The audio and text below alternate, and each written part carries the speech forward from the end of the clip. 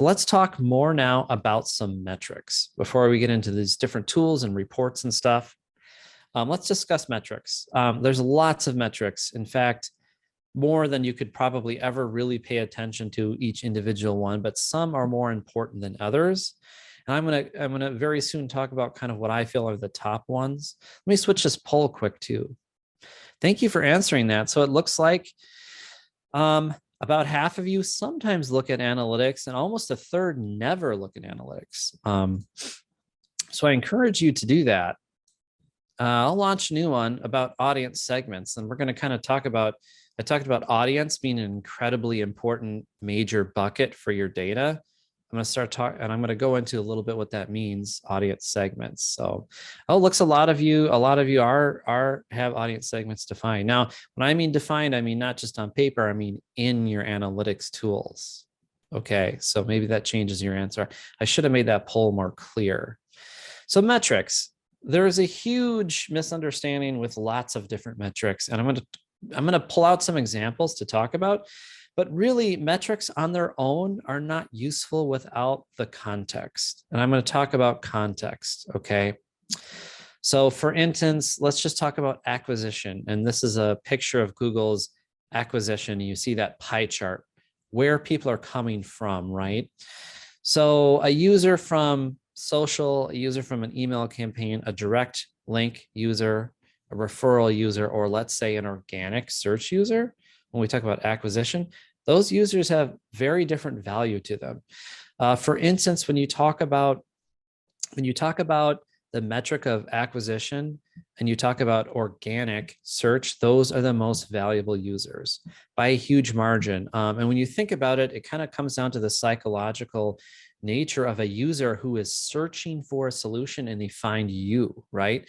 If someone is searching for something in Google, and they find you, they are more likely to act. They're more likely to take an action. They are in an action mode. They're searching, someone casually sees a Facebook post or a social thing and clicks on it.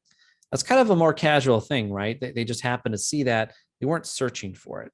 So those organic search users, that acquisition group is by far the most important. And you'll notice on your site, as you start to look at audiences, if you look at a page and look at the people who found it organically versus the people who clicked on it through an email campaign, you will see their metrics for time on page, number of pages read, the bounce rate, those things will be different. They'll be drastically different. You're just going to start to notice, once you add the context to your metrics, you'll start to notice those patterns. So different audiences behave very differently. Also, different types of content influence your metrics a lot. For instance, let's say you have an email campaign and you have a landing page. So landing page, when we say that, we mean it's a page that usually has a slightly different navigation than the rest of your site. This is a page with a single subject, single purpose in mind. You're usually trying to convert someone on a landing page, have them donate or sign up or fill out a form or do something, right? So if you got two different landing pages, one with a few paragraphs of text versus one with a video, that will highly change the time on page metric. So time on page is an important metric. That's how long someone sits on that page, right, and looks at it. Now, video is going to make that time on page go way up most of the time, because people will click play and they'll sit there. Now, when you think about loading that same page, same type of page, it's a landing page, but it's just a few paragraphs of text. People can scan through that really easily. It's like 10 seconds, 20 seconds, right? So time on page metric, highly influenced by the type of content. So that's where this context of your metrics comes into play. Calls to action also affect a page's metrics, whether there's a lot of them, a few of them, if there's pop-ups, chat, forms, people spend more time on a page with a long form, right? Because they have to fill it out. So it's very important not to look at metrics standalone. And it's also, to be honest, not super useful to look at metrics globally for your whole site or your whole online presence. The time on page for your whole site is kind of a hodgepodge metric. You really need to look at the pages, time on page for the home page versus a blog article versus your contact form. Sometimes these metrics globally across your whole site aren't super useful. So that's something to consider, is the context for these metrics. So it looks like 60 some percent say you don't have your audience segments defined. So that's something to look into for sure. And as we start talking about some of these tools, we'll go a little bit more into what that means, the audience segments, right? I'm going to switch this poll again. I think I've got one about, oh yeah, I have one about metrics. So here we go. So here's an example of what I'm talking about with the metric, page bounce rate. This is a metric that is misunderstood by many people. And there's a slightly different definitions.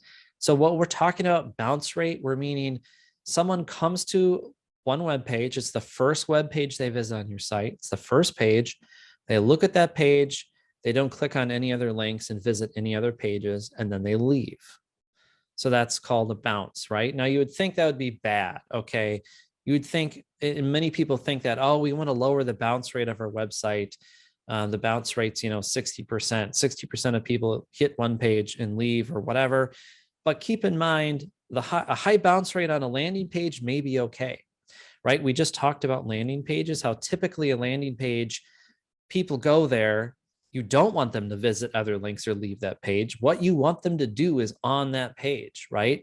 You are sending an email link out to a landing page to sign up for the newsletter or to sign up for something, to volunteer or to donate or to do something. And they're going to do the action on that page. They don't need another page. So oftentimes high bounce rate on a landing page is relatively okay. For instance, the webinar page where you registered for this webinar, the bounce rate's quite high. It's about 90%, which is fine, because all we want you to do is go to that page and register for the webinar.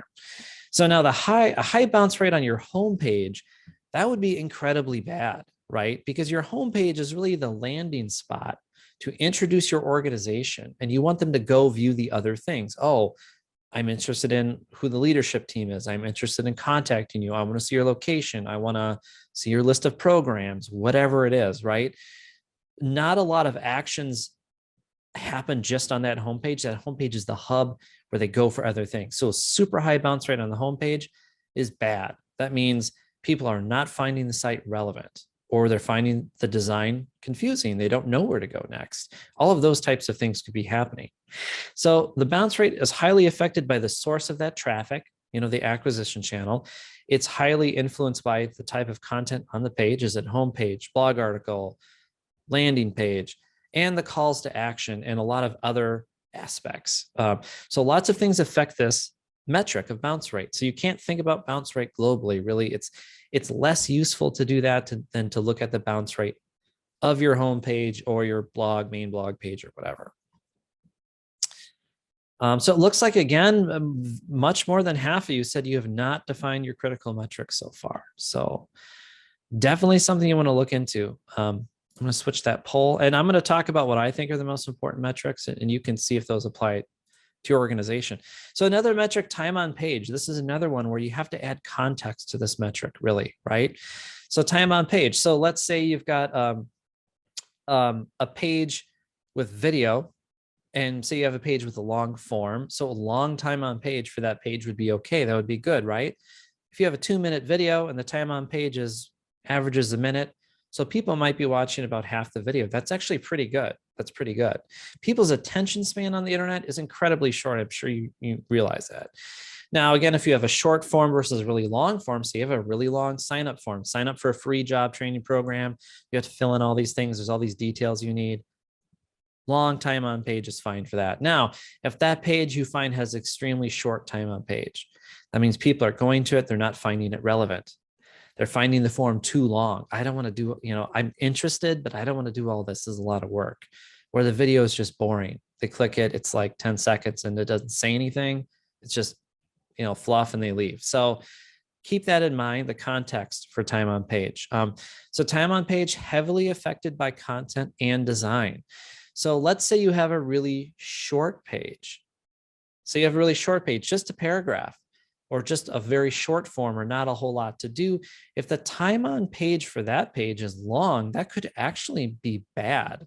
That could mean like that they find the form confusing if it's short, or they're on that page and they want to go somewhere else, but they don't know where to go. The design's confusing. They don't know what link to follow. They don't know the logical next step for their consumption of your site. So Very short pages, time on page is long, that could be bad. So that's just another example of the metrics, how you need context for these, right? Do you have one spot to check all your metrics, which is what I asked? 60% of you said yes. Now I'm talking, when I should have been clearer in this poll too. When I mean metrics, I mean for everything, for Facebook, your email campaigns, your donation platform, your CRM, your website. Can you see all those metrics in one place? I would be surprised actually if that many of you can. I'm going to show a tool to actually do that. Switch the poll here to the next one. Thank you so much for the polls, and feel free to put questions in the Q&A anytime. Anytime, put that in there. So I'm going to talk about what I feel are the top 4. Just in general, and this is website metrics, not social, email, other metrics, right? Email campaigns, of course, your metrics are deliverability rate, open rate, and the read rate, like was it scan, read, the link click rate, all of those. So each platform, if you're using MailChimp or using Facebook or Instagram, right, they all have their own individual metrics. YouTube, you want subscribers, but on Twitter, it's a follow.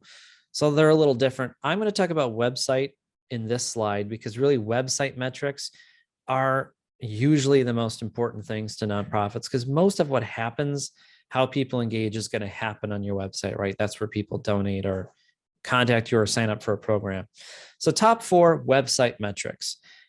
Number 1, I'm going to say, is traffic source. We talked about how different traffic from different areas are, right? I'm going to say the traffic source is the most important metric. It kind of battles for maybe second or third position, but it's a very important metric, right? That shows how visible you are on the different platforms. How are those platforms working as bringing people to you, to your website?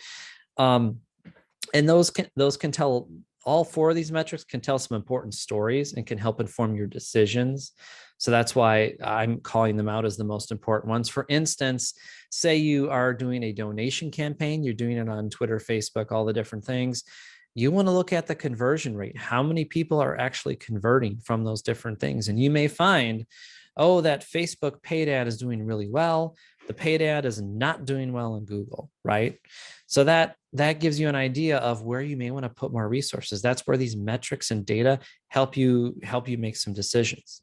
And another thing about traffic source I want to mention is what's called UTM parameters. So I would say after this webinar, look at your traffic source to your website and make sure it's correctly being recorded. It's actually common, if you don't have MailChimp or something set up right, it's common that traffic can actually be mislabeled as direct, not email. And of course, you want to absolutely have those channels defined correctly, right? If you're getting all this traffic from email, you don't want it accidentally,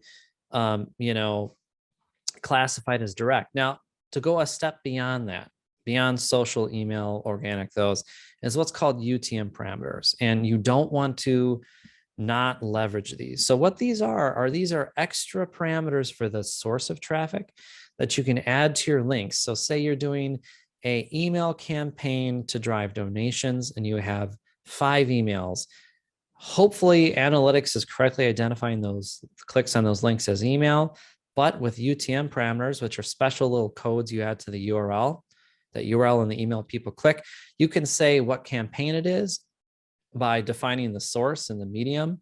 Those are the 2 variables most often used in UTM, and you can define like the actual email it is. So in analytics, you'll see, yes, traffic from email, and it will be this campaign and this email that was sent.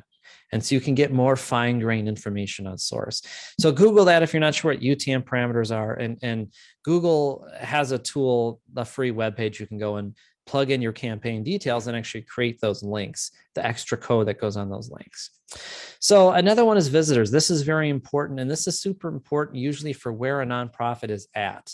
Are you at a stage where you need a lot more exposure? Are you in an awareness campaign, or are you in a conversion campaign, or what kind of are you trying to do? So visitors, new versus old, and just the raw number of user sessions. Those are all super important. The next one, which is really important, is conversions, right? what actions. Usually a conversion is really an action, something people do on your site. So that could be donations, submitting a form, filling out your contact form. It could be applying for a program, all these different things. So those are generally called conversions. So that's a super, super important metric, right? And in the old version of Google Analytics, Google Universal, which is probably what most of you are on, they call those goals. In the new version, they actually just call them conversions. So that's a very important metric. The next one I would say that is very important is time on site. And looking at where do people spend the most of their time on your site? What pages and areas have the most time on site and time on page? And this will help you tweak your content to be more useful. It will even help you potentially tweak the design. If your site is slow performing, it can help you figure that out. Or people leaving because it's slow. So time on site is an important one too. So these are kind of the four major metrics. Like I said, there's hundreds and hundreds of metrics. You can't possibly pay attention to every online analytic metric. So if you're going to have to pick maybe up to 5 or 10 or something, make sure these metrics are in your list.